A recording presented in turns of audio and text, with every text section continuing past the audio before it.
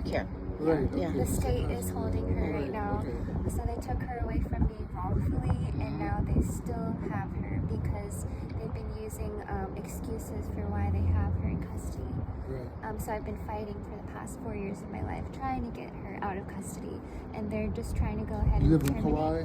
Well, she did. I did, and before I moved here. Okay.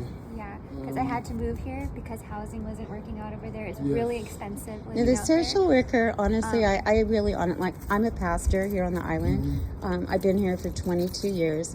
I've had 2 churches on the island. One currently has been since 2018. I was going to rent a room to a young man, called me up off Craigslist, met him, told him I was a pastor, invited him to our church, the whole thing. He called me a day or 2 later, said I can't do it because I'm still stuck in my lease, but I have a young lady who desperately needs a place. Didn't know the whole story, but brought her to meet me. I started getting to know the whole story. She moved in January. She's been, now it's May. And I called the social worker. I said, okay, so the big part of this whole case is inadequate housing. But the social worker set her up.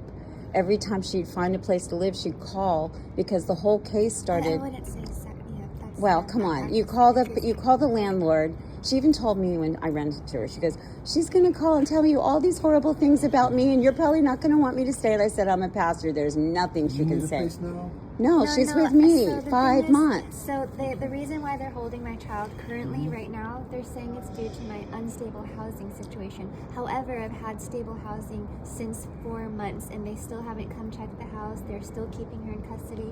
We're saying there's no reason for them to still have her because I've had solid, stable housing for the past 4 months of my life since moving here. When I talked to the social worker finally, because I had called, when I met her, it was like down to the wire. They're trying to close this case. When I first talked to We're me, at the end of the when I court first case talked to right her, now. she said the reason this has dragged on for so long, 2 years of COVID. Okay, so let's just say that's why it's the longest case in history. But I think it's God, and this is why. Because at the 11th hour, I end up with her. I have a 5-bedroom home in Eva Beach. It's huge, on the golf course. We're pastors. I live with one other older 79-year-old lady. My kids are a fireman on the island, number 1 in his class for fire department recently. 25-year-old. I've got a Coast Guard on the island, Hawaiian Coast Guard for Honolulu Coast Guard, and I got a Hawaiian dredging. All straight A students, good, no drugs, no alcohol, solid What kids. church? It's called the True Vine. You can come anytime. We meet Nanakuli Tracks Beach every Saturday morning, 11 o'clock. You can find me on YouTube, and I will definitely give you my number. Point being is, I've had stable housing. I tried to call her lawyer as well as try to call her social worker and tell her, okay, problem solved. So what else is there? Oh, and the social worker